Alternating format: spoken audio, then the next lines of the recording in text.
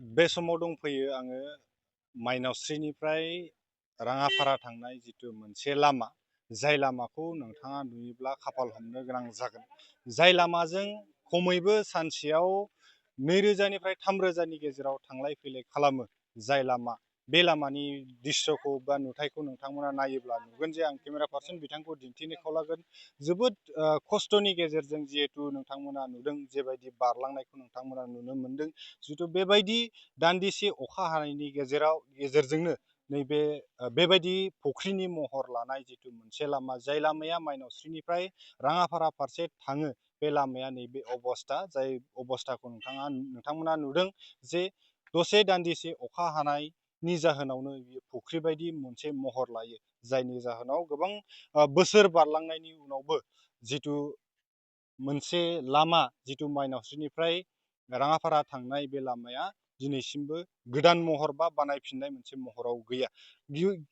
आं बे बाथ्राखौ बुंगोन जिहेथु सिगाङाव चटिया समस्तियाव दङमोन। चटिया समस्तिनि गोबां बोसोर बिथां पद्म हाजरिका बिथाङा थासेयावबो दिनै बिथाङा नैबे लामाखौ बानायनाय जायाखै, बा बिथांमोना दाबि फोरमायनाय बायदिब्ला बिथांमोना गोबां बोसोर सरकार सालायसेयावबो बिथां MLA थासेयावबो बिथाङा खबर लाफैयाखै।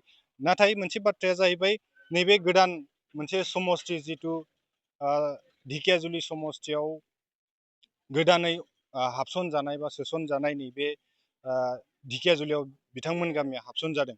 बे गामियाव बे ढेकियाजुलि समस्तिनि जिथु MLA एबा मन्त्रि बिथां अशक सिंहाल बिथाङा दिनैसिमबो नैबेयाव बेजों लामाजों बे लामानि थाखाय एसेबो नोजोर होआखै होनना बिथांमोनाबो दाबि खालामदों। आंनि खाथियाव सासे ओनसोलनि सासे सुबुं दं, आं बिथांमोननिफ्राय मिथिनानै लानो नाजागोन। जिहेतु नोंथांमोननि नैबे गामि जिथु थांलाय फैलाय माइनावस्रिनिफ्राय जिथु राङाफारा फारसे थांनाय लामा, बे जोबोद गाज्रि मोनसे अबस्थायाव, नोंथांमोना मा फोरमायगोन? नंगौ, माइनावस्रिनिफ्राय उरिलागासिम थांनाय जिथुनाखि लामा, बे लामाया दिनै 2013 सनावनो बानायजादोंमोन बे लामाया।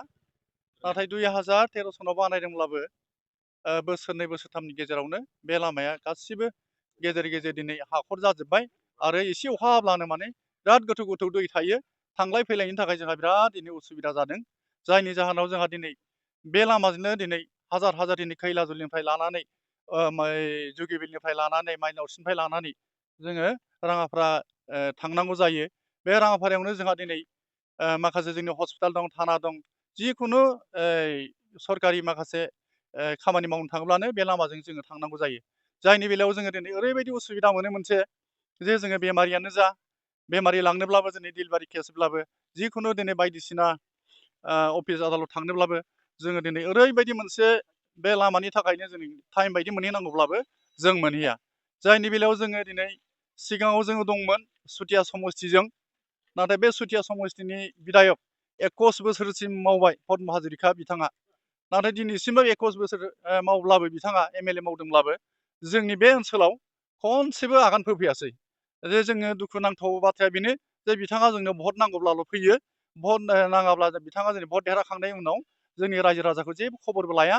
जोङो मा जादों, मा खालामदों, मा थादों, जोंखौ बिथाङा जेबो खबर लाया।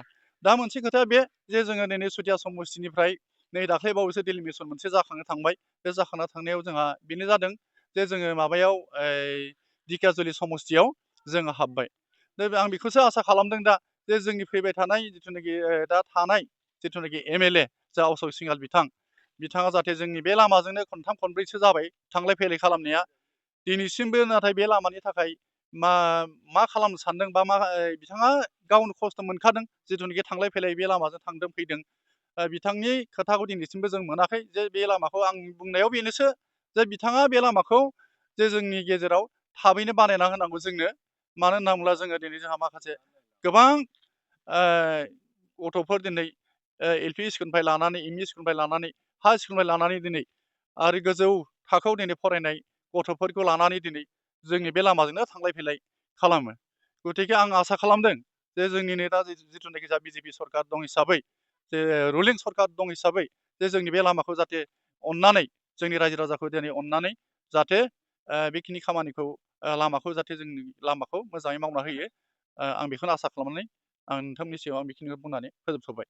आं बे समाव सासे दंबावो जिथु आंनि खाथियाव आं बिथांनिफ्राय मिथिनानै लानो नाजागोन जिथु नोंथाङा जिथु मोनसे गाज्रि अबस्थानि लामा नोंथाङा मा फोरमायगोन? ओ गिबि गिबियावनो आंथ' नोंथांमोन फैनायखाय जोबोद जोबोद साबायखर होबाय बावग्रोबाय।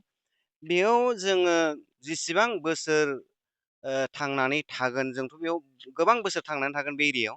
दा बेबायदि लामाजों जों सोलिनोनो हाया। जोंनि जिथुनाखि बेफार बानिज्य थांलाय फैलाय खालामनाय ओरैबायदि असुबिदायाव दं जोङो।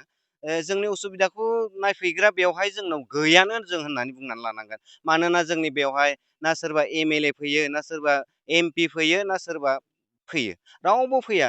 जेरै खनसे 2013 बानायनाय बेनो दङ बे लामायानो दङ बे लामाजोंनो जोङो थांलाय फैलाय खालामगासिनो बायग्लिलांबाय लामाया।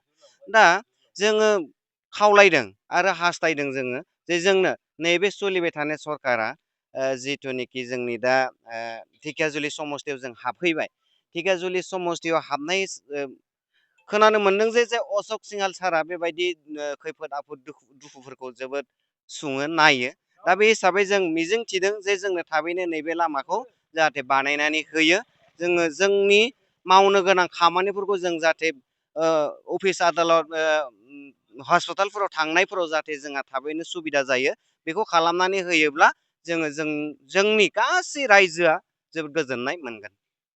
नंगौ बिथांमोना फोरमायदों जिहेतु गोबां बेयाव 2013 मायथाइयावनो जिथु बानायजादोंमोन बे 2013 मायथाइनि उननि 2 बोसोरनि उननिफ्रायनो नैबे मोनसे बायफ्लेलांनाय जिथु लामा बिथांमोना फोरमायदों जिथु बिथांमोना मोनसे आर'जबो गाबदों जिहेतु फैबाय थानाय समाव जिहेतु मन्त्रि बिथां बा एम.एल.ए.